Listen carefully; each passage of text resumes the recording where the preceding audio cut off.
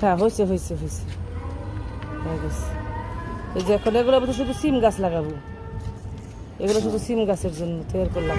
আর এখন আছে না মাটি, এই যে এই মরিচের গাছের গোড়ায় দিয়ে দেন। ও বাবা, হ্যাঁ এদিক দিয়ে গাছ লাগাবো।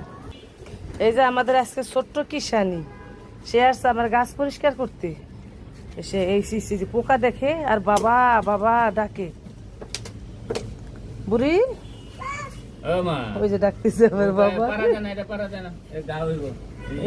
গান্দা পোকার বাচ্চা। এই দেখছো, এই যে এটা ধরো ধরো, তোমাকে কামড় দিবে। কোনটা দেন? এই গাছের বয়স 2 বছর হয়ে গেছে। ওই যে পাশে আরেকটা চইলেও ফেলাই দেন, গাছের গোড়া সব পরিষ্কার হয়ে যাক। দেন দেন, ওগুলো আর কাজ হতো না। এখনো নতুন গাছ লাগাবো, এখনো নতুন গাছ লাগাবো। ফালান, দরকার নেই। এগুলো একলা একলা হয়, এগুলোকে আমি লাগাই। হ্যাঁ, তারপর একটু গাছের গোড়াটা একটু খোসা দিয়ে দেন, তাহলে বৃষ্টির চোরে দেখেন আমার পুঁই গাছ পচে গেছে একদম। কই অত নিচে দিলে কি হবে? সর্বশেষ আলো, এইটা কি গাছ জানি বলে, হলুদ গাছ, ওইটা দিয়ে থান পাশে। দুইটা এক জায়গায় দিয়ে রাখেন, বেশি জায়গা নেই। হ্যাঁ হ্যাঁ, এক জায়গায় দিয়ে রাখেন।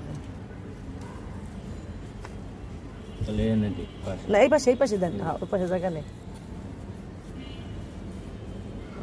মাটি আগে পানি দেওয়া যে, এই জন্য মাটি লেটকাই গেছে। না ভালো হয়েছে, মাটিটা ভিজে থাকলে।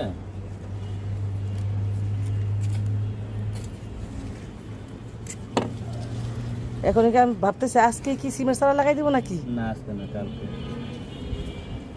তাহলে একটা কাজ করব, সবগুলা গাছের ইসের ভিতরে একটু পানি দিতে, মাটিটা একটু একটু নিচে যাক।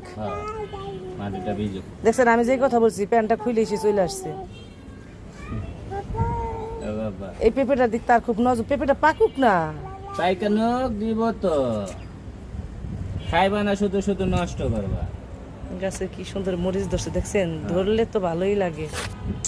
কত মরিচ ধরতো খালি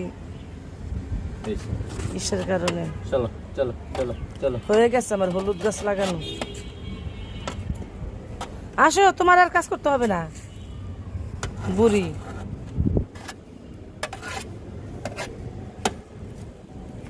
আসো আসো, পোকা কাজ করতে করতে একটা